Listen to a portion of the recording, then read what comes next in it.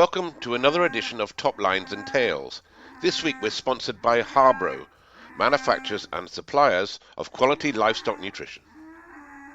Delighted to have on the call this week Gregor Ingram from the well-known Logie Durno flock in Aberdeenshire. Gregor's a very busy guy and just back from the Great Yorkshire Show. Welcome to the podcast, Gregor. How did it go? Thank you very much, Andy. It went well. It's the first time we've exhibited at the show, and we were showing Charollais sheep. We're restricted slightly on entries because it was such a big entry at the show, but we got a first and 2 seconds. So yeah, chuffed a bit. Good, and that follows on from a good show at the Royal Highland Showcase recently, where you pretty much cleaned up with the Charollais there. Yeah, the Highland we went one step further. Yeah, we got the champion in reserve in the British Charollais sheep, and then we went on to win the individual MV accredited interbreed and the interbreed pairs. So it was as good as it could have been. Yeah, that was right. I was there to witness that and commentate on it. Let's just start with the beginnings, really. Your dad, Willie Ingram, we've all known Willie for a long time, but Willie started with Charollais sheep at a very young age, I think. Can you tell me a bit more about that? Yeah, well, I've had a chat with Dad, and he said his original stock basically said that Jonathan Barber's father would have been among the first to take in Charollais sheep, but Dad's entry would have been a year or two later. And it was actually Jim Neal, who is Charollais now. His father went across to France and picked sheep for some people, and Dad had 6 ewe lambs purchased plus a ram lamb. So that was direct from France, and it was Jim Neal's dad that went and picked them out for a couple of guys at home that had put in orders, and he went and got them and picked them out. You could have worse people picking sheep for you than the Neal family, that's for sure. And exactly, yeah. The Logie Durno Charollais flock went on to be the flock to beat, and you guys are still there some 40 years later. A hell of an achievement. And how have they changed over the years? Have you seen pictures of the early sheep? Your Charollais will have changed to this modern day Charollais.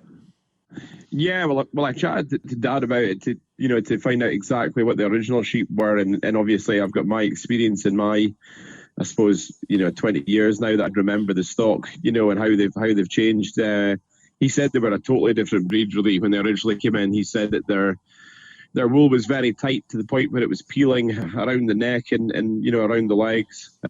He said that they would have been completely hairless, really, on the head. I suppose a bit like what we would see in a modern day British Rouge. And he said that they would have been a lot smaller and probably not more meaty than they are now, but just proportionally, they were kind of this very high meat to bone ratio, a bit shorter and smaller. So the ones now would be fully, almost like a rib longer and bigger, taller, more powerful sheep, more robust. I think was one of the things that Dad really said was the difference was that, built to stand the rain and the wind here a bit, as opposed to the south of France kind of climate. I do know exactly, and you probably know I live in the south of France, and it's been raining here for the last 2 weeks when you guys are basking in sunshine, so it's not always the case. But I hear what you're saying. A little bit more hair on the head will make them a bit hardier for the Scottish winters. Yeah, for sure, yeah. Uh-huh. And it's a family affair, isn't it? Your mum Carol's involved, and your brother Bruce, and I know you've got a lot of stock there, but tell me sort of who does what round about the place? Well, so basically the partners in the business are Mum and Dad and my brother and I, so Bruce and me and Mum and Dad. And roughly, Dad's the boss. Nobody argues with him. The modern business that's developed at Logie Durno Sheep, which is ultimately really a commercial ram business. I would do all the marketing, or a lot of the marketing anyway, and quite a lot of the dealing with the customers. Bruce would deal with a lot of the tactical decisions, and also, I suppose him and Dad together deal with a lot of the management of the, putting in forage crops for looking to winter a lot of sheep and. That kind of side of things. So we all have our individual talents and what we feel comfortable with, and we do them. Sounds great. That's the way to divvy it up between you. And back then, the show ring was the shop window, and Logie Durno would have scooped up a huge amount of silverware in the Charollais breed. What are the biggest successes there? You've had a few interbreeds around about the time, haven't you? Yeah, well, I think we've had some phenomenal achievements. I think it probably depends what date and time they came that mean the most. A couple of my the ones that probably hit me hardest were the first time that we won the interbreed at the Highland Show, because I was born and bred on the Royal Highland Show, and right from the playing football in the rings, in the evenings with a lot of the young, with a lot of the stockmen that you see now that are doing very well. We were all kids together, and I suppose the first time that we won the interbreed was with a ram called I'm Your Man, and that felt big. It was a huge achievement. In terms of I suppose the biggest achievements, it was probably one of the years at the Royal Welsh Show. We won the interbreed individual, pair and group of 3, as well as I think at the time champion and reserve in our own breed. So that was it was about as much as you could win. And also the way the Royal Welsh Show set up, they've got each individual interbreed competition is on a different day, and they split between native and continental breeds. So it's almost like if you do well, it's almost a week of being in the ring. So it's quite emotional, if you know what I mean. And when 3 different judges who are people that are very well regarded in the industry, and most definitely not Charollais people, and not really affiliated to any breed, picked us. It was the first time it had been done in hundreds of years of the show. So it was. I mean, the Royal Welsh is the biggest sheep show in the world, or it certainly claims to be. We won there with the Blue Domain going back in the 90s, and it's a massive accolade to win one. So to win all 3 really is the pinnacle, isn't it? Yeah. No, it was good, and I think the following year we won it again, and possibly the pair again. I think we're the only people to win the interbreed, the individual 2 years running, and. Wow. So we had an awful good relationship with the show, and still do. Obviously, we've missed it badly this last 2 years, but as a family and the people involved and the top men and women who organised the sheep section, it was very good to us. And so I suppose between that and the first time of winning the big one at the Highland, that meant a huge amount. That was, really did mean something. Yeah, brilliant, and it is a special show, as you say. And going back then to your father, he then ventured into other breeds, got into Suffolks, got into Texels, and so started to diversify a little bit. That would still be before your time, I guess, Gregor. Roughly when was that, do you know? Well, no, I would remember Bruce and I would be involved with a kind of everything that's happened post Charollais. Dad had a Suffolk flock originally, and then the foot and mouth year, there's a family that were taken out in foot and mouth, sadly, and they bought our entire Suffolk flock. So we had an original Suffolk flock, and then we've gone back into Suffolks again since then. So I've been back in for about 12 years, and so I would know that flock from the start. So I think the Texels have been 22 years we've had them. Suffolks have been more like 12, 13 years. And then our composite breeding programs have all been roughly between, around about 15 years, plus or minus on some of them. Let's go into a bit more detail, and we'll come back to the individual breeds in a minute. But the business has grown exponentially during that time. And how many ewes do you run now? Well, last year we kept 4,500 ewes to go to the rams. Obviously, they didn't all hold, but that was the aim to lambs. So it's grown from I think when I was a little boy, we would have had probably about 150 ewes. And not farming just an awful lot of ground, and now we're a good bit bigger than that. So it's been quite a steep uphill. It's a phenomenal operation, and you'd be one of the biggest pedigree breeders probably in Europe. Most of these animals are pedigrees, but the operation has an element of uniqueness, really, in that you've developed, as you just mentioned, a hybrid composite breed such as the Durno, for instance. Tell me a bit more about the Durno breed. Yeah, well, the Durno was the first composite line we did, and that would be stretching back all of 20 years, I would think, roughly. And it really came from owning both Charollais and Texels, and I suppose because Dad and the family have always been reliant on sheep as our business, we didn't really have another thing to make money from, really, with the farm anyway. That.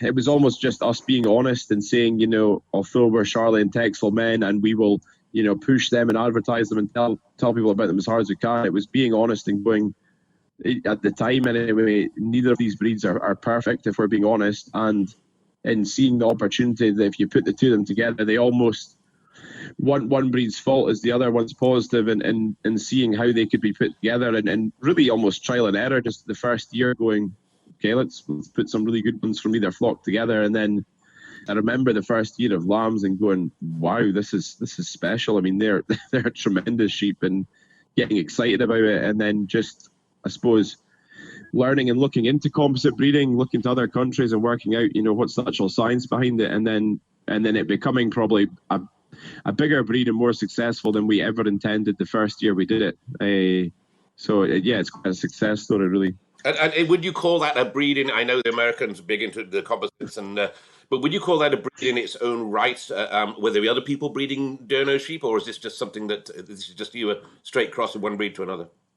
No, well, we, like, our family have the patent, or the the intellectual protection for the name, and I suppose anybody and a lot of people do that first a cross or hybrid, if you like, composite of Charollais and Texel. I suppose what makes the Durno, individual or special, or for what it is the fact that it's the 20 years of breeding that have gone with it, because I would now classify the Durno as a pure breed. There's not a pedigree society, so you wouldn't call them pedigree, but in our eyes, they're a pure breed. In order to get our customers to get hybrid vigor in their lambs, then they need to be as stabilized and pure as possible. So there's no crossing between Charollais and Texels has happened in at least probably 13, 14 years. Okay.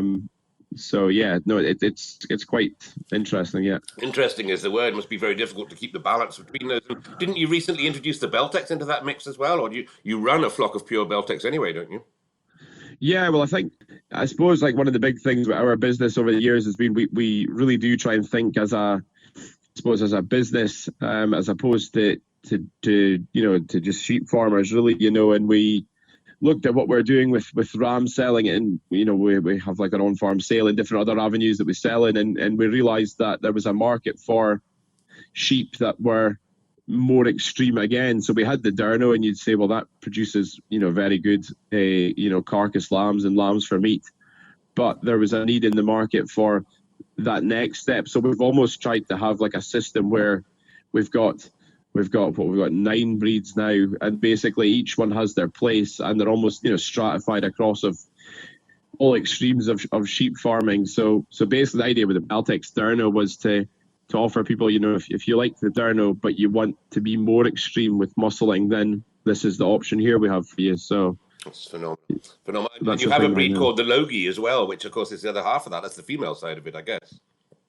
Yeah, so we've got like two flagship breeds, as you would call them. I suppose a lot of our experience with what we're doing, it comes actually from watching pig companies and what they've done in a similar situation, taking parent pedigree stock and creating lines from it. So that the flagships are the Logie, which is what you'd call your maternal line for producing females, and then the Durno is the meat sire. So yeah, the Logie is a composite, a three-way. The original composite is a three-way split between a Flean, Charollais, and Texel.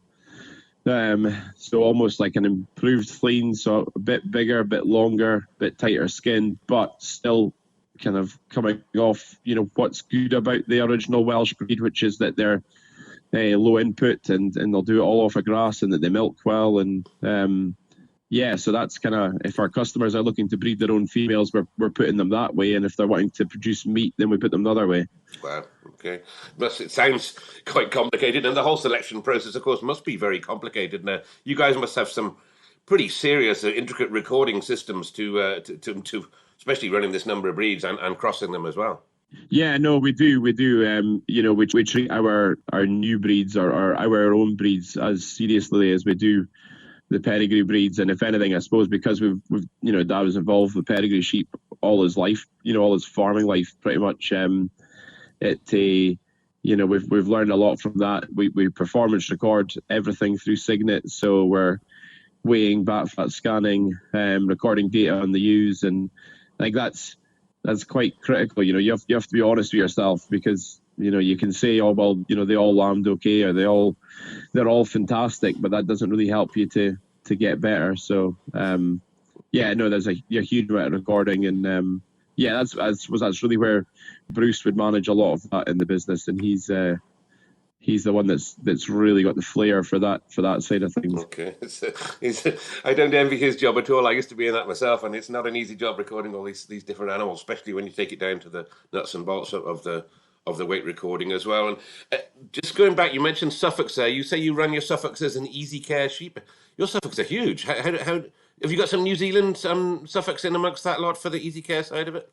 Yes, the idea behind the Suffolks was, obviously, I said Dad was in Suffolks a long time ago, and then we kind of thought we quite fancied going back into them again. But we had a very specific game plan in mind. We had no real illusions of winning the shows or doing well at the pedigree sales. I think we had a business that sold a lot of commercial rams, and what we really wanted was to produce a commercial Suffolk that we thought ticked all the boxes. So again, just was being honest with ourselves and saying, genuinely, what would this breed be for the type of ewes they go on to and what they're trying to achieve with them. So the original flock was from we went down to Hans Porkson in Northumberland, and we basically managed to strike a deal with him that we could get the pick of his shearling ewe flock of that year, which was a really good chance at getting a good start. We bought from him, and then over the years we've bought rams from other breeders who we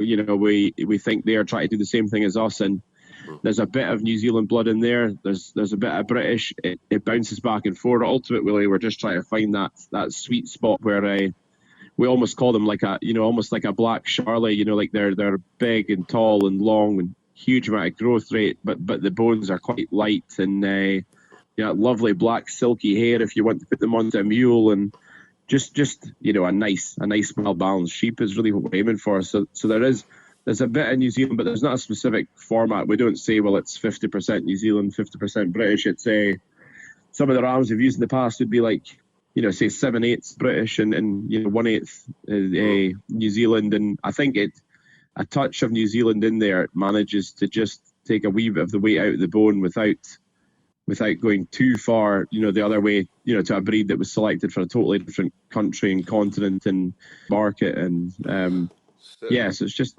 a bit of both. Certainly, totally a long way from what the Suffolks in Aberdeenshire had a reputation for going back the way. And let's just move on to some numbers, Gregor. How many rams do you actually sell each year, and what sort of percentages of each breed? Well, last year we sold 860. Wow. And I suppose the game plan is to produce what we think we can market. We're not expanding so much that we're finding we've got a lot of wastage. We just think, well, realistically, what is the demand? Is there more demand from us for example, Texels? And if there is, let's attempt to try and breed more good ones. And if we think that another breed is at the right kind of level, then we'll stick at the same number. So I suppose like the Logies and the Durnos, they would take up almost like 40% of the rams that we sell just between those two breeds. They're the two big ones. And then I would say between the probably like the Charollais, Texels and Suffolks and the Beltex crosses, that'd be another 40%. And then like the 20 in the middle would be between, we've got the Frontieras, which are another maternal line. And I suppose we've got some other stuff. We've got some soft Texas and things like that would make up the last bit as well. Sure. Yeah. Sure, great. And you sell a lot of rams off farm, and you've been holding an on-farm sale now for a good few years, I think. And folks will travel a long way to your sale, I think. It's a big event. Yeah, well, last year was the 15th annual on-farm sale, so this will be the 16th this year. And yeah, this last 2-3 years now, we've had 350 rams in the sale live for people to see and bid on. And then we still support some of the big, traditional, well-known sales in almost as a shop window, really. The same as what the Highland Show is. We'd put in a pen so we can meet people and get the breeds out there, and enjoy the sales as well. Because you know yourself, like Kelso and Bilth are fantastic sales with great people and a lot of history and very enjoyable. So sure.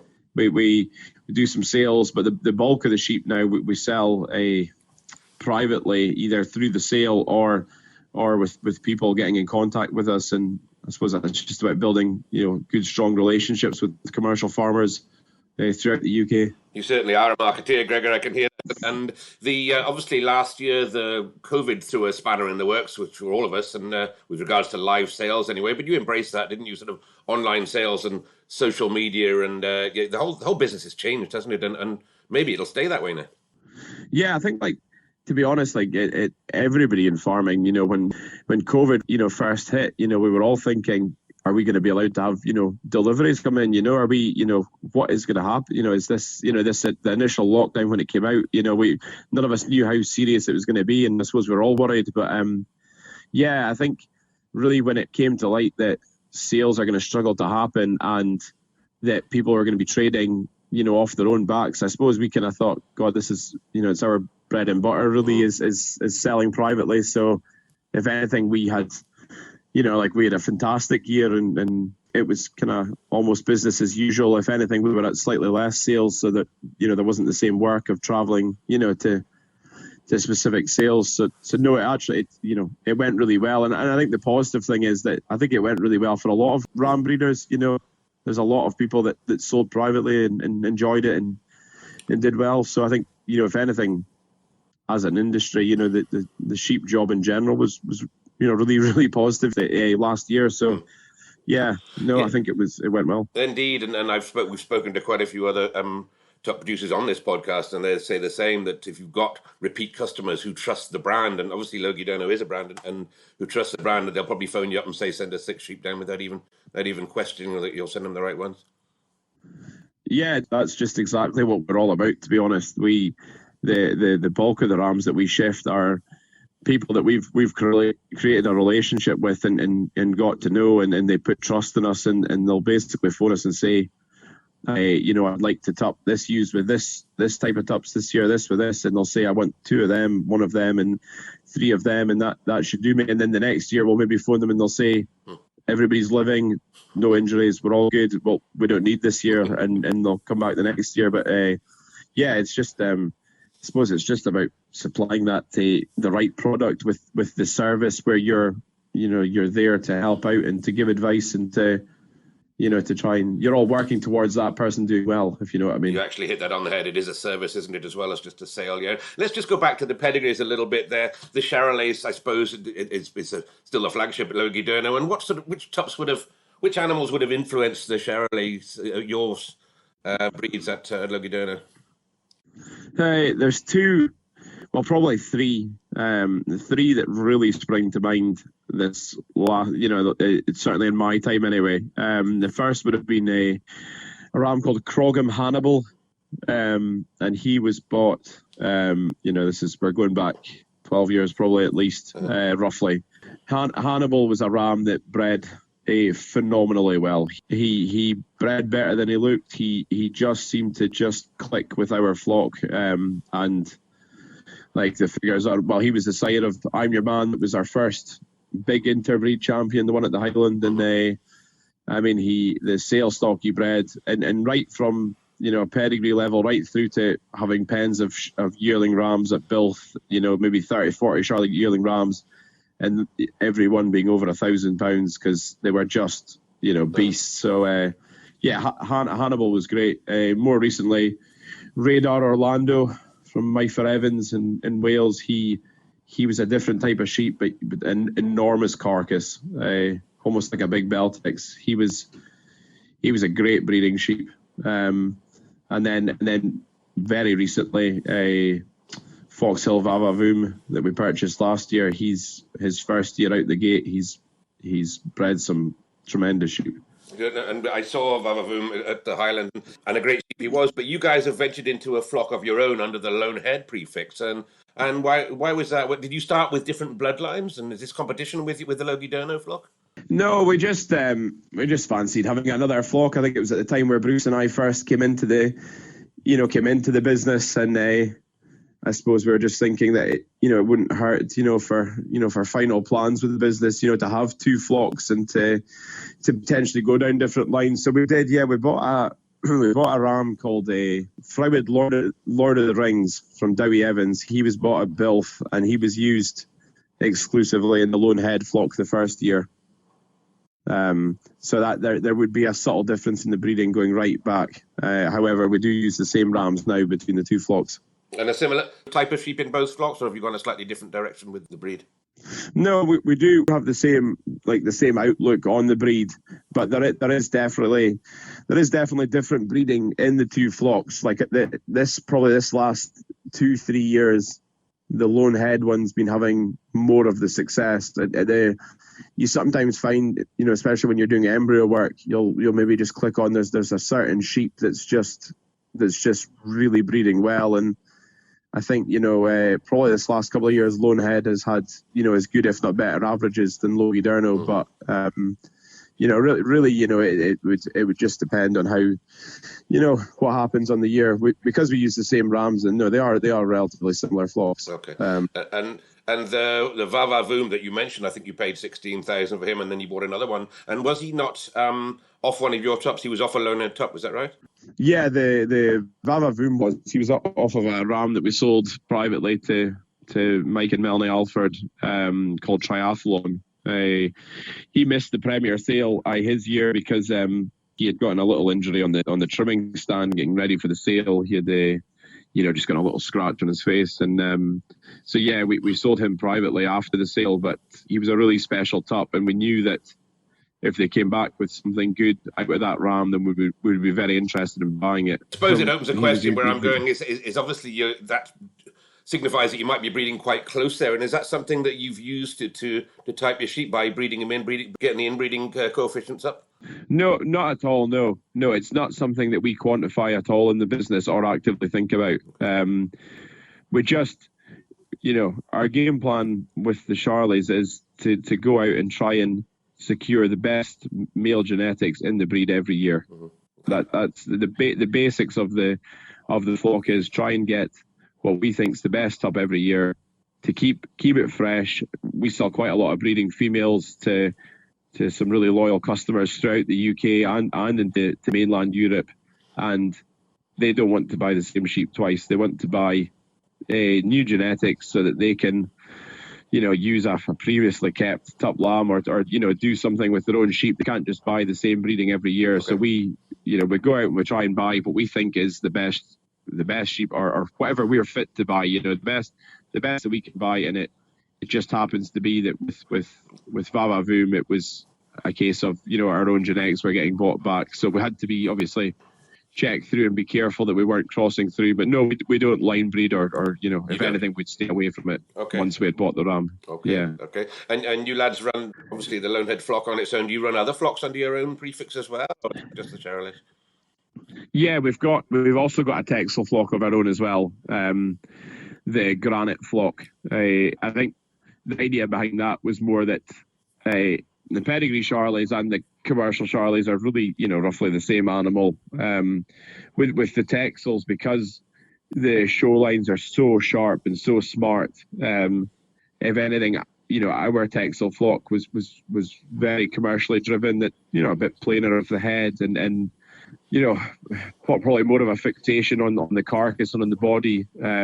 So really, we wanted to start selling some shearlings at sales again, and those would be the ones that would be that bit smarter and slightly more shoring driven. Mm-hmm. So we started a new flock just to kind of, I suppose, highlight the difference that Granite Texels are a pen of sheep that are at Bilth or potentially going forward in the future at Kelso, which are smarter kind of almost breeder sheep, whereas the Logie Durno flock is very much sheep that are sold privately to commercial farmers. Sure.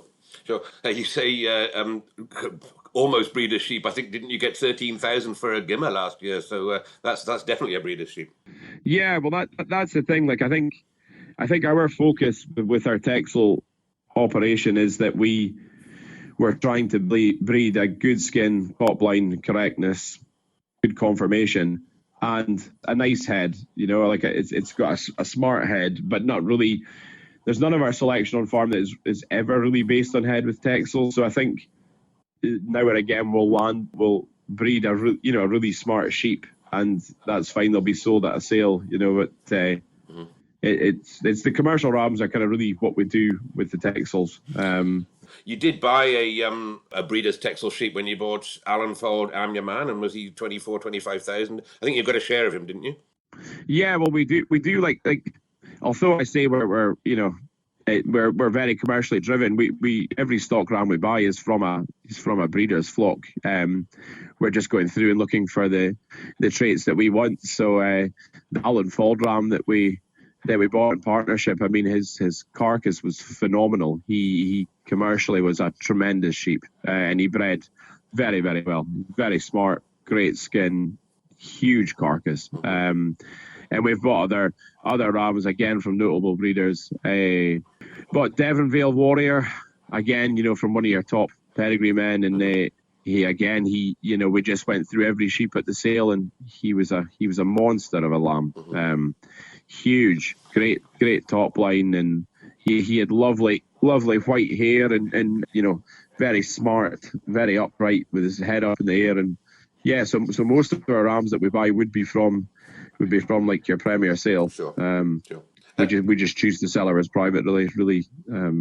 That's still the way to do it. It's certainly not easy to sell them at home, but certainly financially better if you could, rather than hurrying them off to the sales. And I've seen that you've got blue Leicesters as well are they under the Logie Durno prefix too? Yeah, no, we do. No, that was again, I suppose, going way back. We just looked at what we're doing, and I think there was people coming to the farm sale, and they were buying, coming to pick up, say, or just coming to us privately, and they had a trailer, and they were picking up, like a Suffolk and a Texel, and they were doing it specifically on the day of a sale because they were going to go to that sale and buy a Blueface Leicester, and we just thought, well, we'd be as well, breeding some of them, and hopefully we can have our clients buy them all from us. So we started a Logie Durno Blueface Leicester flock a while ago now.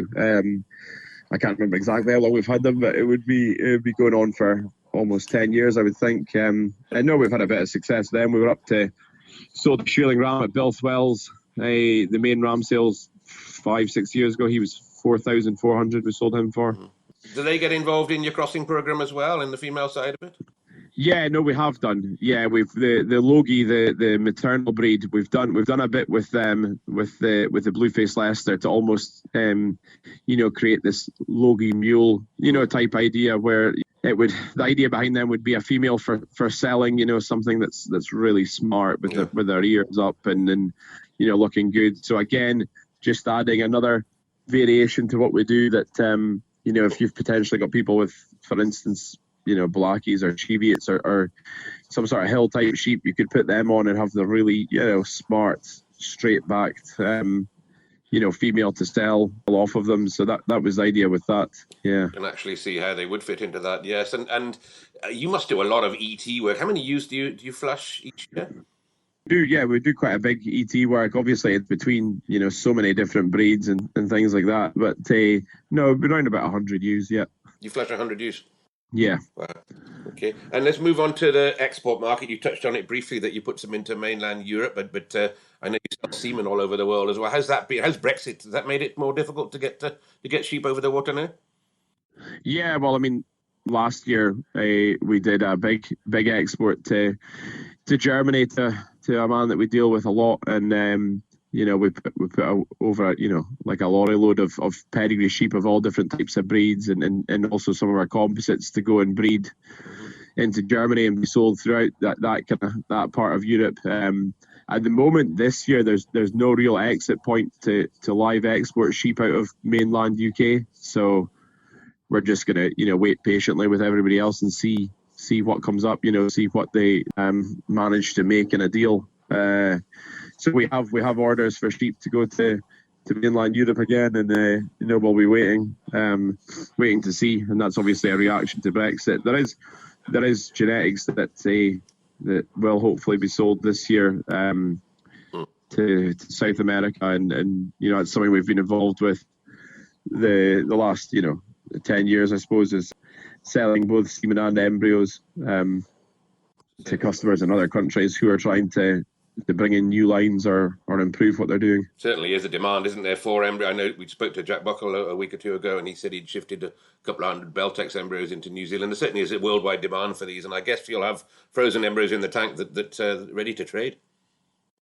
Yeah, no, well, that's it. I mean, it's a long process to do the export, and you have to be, prepared to do a lot of paperwork and do a lot of, vet work.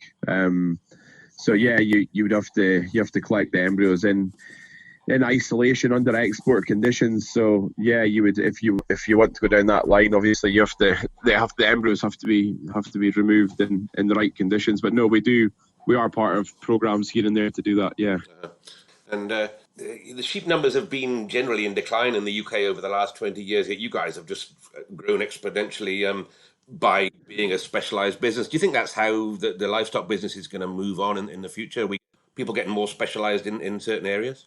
Yeah, I suppose we've just gotten ever so slightly bigger piece of the pie now. Like you're right. I mean, the sheep numbers are dropping, and I think commercial farmers are looking a lot more into what can they do to get more money from less sheep, or more money from less acres would be the correct term. So I suppose before, when people were saying, well, this is the type of tuck we use because that's what we've always done here and that's it. People are now, genetics are a part of their how do we do better, so as well as looking at fertilizer and seed and how can we improve the farming, they're looking at genetics because in all types of farming it's hard work, and I don't think that the lamb price has really followed the inflation rate over the last 30-40 years. Yeah. It's kind of it hasn't grown alongside input costs, so people are having to say, well, if we had X amount of kilos coming off an acre of land before, we need to be doing double that, or we need to be we need to be doing half as much again. And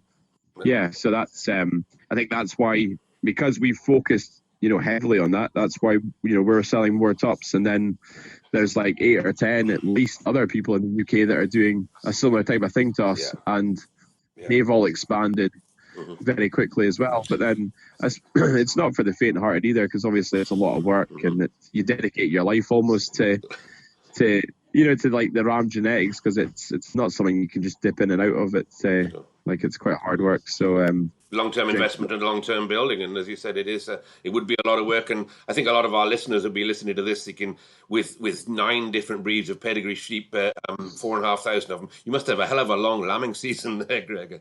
Yeah, no, it's brutal. It is absolutely brutal. Would be the Charollais will start off just in early December, and then we'll have probably like repeats. From the pure ewes, I'll be lambing round about Christmas time, and then we'll be into February lambing for Texel, Suffolks, and Blueface Leicesters, and now Beltexes since we've gone into them, and then our own breeds lamb 3rd week of March onwards for any embryo work or AI work, and then the natural ewes lambing behind that in April, and then at the start of May we kick off with the Logie breeds. So this year we had over 3,000 ewes lambed outside as of start of May. So really start of December till mid-May is lambing time.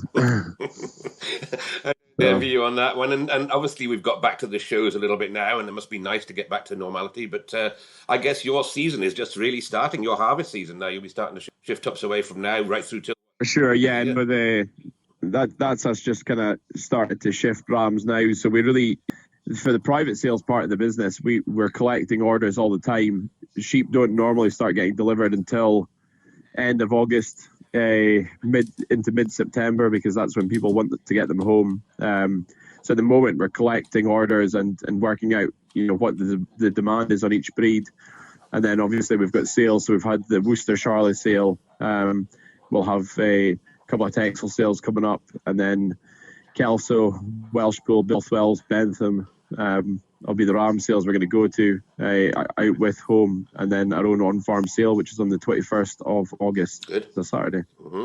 And then, of course, you'll have female sales coming into the back end too, because it's not just tups you're producing. You'll equally sell as many, if not more, females on. A lot of those go from home as well? Yeah, no, they do. No, we do as much as we can from home. The females more so. We do a tremendous amount of females from home. The only really female sales we would go to would be, we have a joint a Charollais female sale called the Saucy sale, which is in October, and that's with a couple of other breeders. So we'd normally have Charollais there, and last year we put a couple of Texels to the Worcester a pedigree Texel, society Texel sale. And apart from that, we try and shift everything we can privately. So that was, I suppose, for the Texels anyway, that was the two best ones that were offered for sale went there, and then everything else was sold privately behind that. And will you sell a lot of in-lamb ewes as well? Yeah, we do. If anything, I suppose, like, people will get in contact with us reasonably early on in the summer. So a lot of them would just be sold, empty as they are. And then the people would try to get them home in quite good time to get them home and used to their own farm so that they can settle them in to getting in lamb. But there is some people that would request to us if they're maybe buying, say, a small group of pedigree Texels, that they would say, is it okay if we get them, mated to a specific sheep as well. But yeah, no, a lot of them are sold empty, actually. Yeah. And obviously, you'd kill a lot of lambs as well. I mean, I assume you'd kill a lot of lambs. I don't know. You'll have some that go to the butcher. Where do you shift those to? Yeah, so we are very dedicated producers for Morrison's supermarkets. They're all going to Woodhead Brothers at Turriff. So apart from anything which for some reason has gone out with spec, too heavy, every lamb for meat that we produce goes to Morrison's. Right. So I can't remember the exact figures off the top of my head for 2020, but it would be around about that 2,500 lambs would have gone through them, and we get on really well with them, and it's not far from home, so it's good for the welfare aspect of it, and yeah, we're quite happy to be doing that. And you mentioned earlier on that the price of lamb hasn't kept up with inflation, but certainly been a better year this year, I assume, which all helps considering the mess we thought we were going to be in. Yeah, well, I feel like Morrison's they're always very fair with their pricing, and it does reflect, the peaks of when the price goes up, and it doesn't drop just quite as hard as sometimes the live market can do. Yeah, it is quite funny when you speak to some of the previous generation about what they were getting, and you think, God, if you look at the price of a car and what it's done, and then you look at the price of the slaughter lambs, they haven't really kept up with inflation or increased as much as they should have done. I don't think any farm produce has. I remember selling barley in 1973 for £100 a tonne. I mean, that's 50 odd years ago, and it's still a great deal more. Gregor, it's been great to talk to you. I've really appreciated that, and I know our listeners will do as well. And I know you're such a busy fella. Great that we managed to get to 45 minutes of your time there. But I better let you get back to doing what you do best. Please say hi to your mother and father from me, and thanks very much for your time, Gregor. Okay, well, thank you very much, Andy. It's been great to be a part of. I've really enjoyed it. Thank you for listening to this week's podcast, which was kindly sponsored by Harbro, suppliers of quality commercial and pedigree feeds and expert nutritional advice. Visit their website or find them on Facebook for more information. And while on the subject of Facebook, why don't you visit the Top Lines and Tails Facebook page, where you'll find photographs and more information to back up this episode.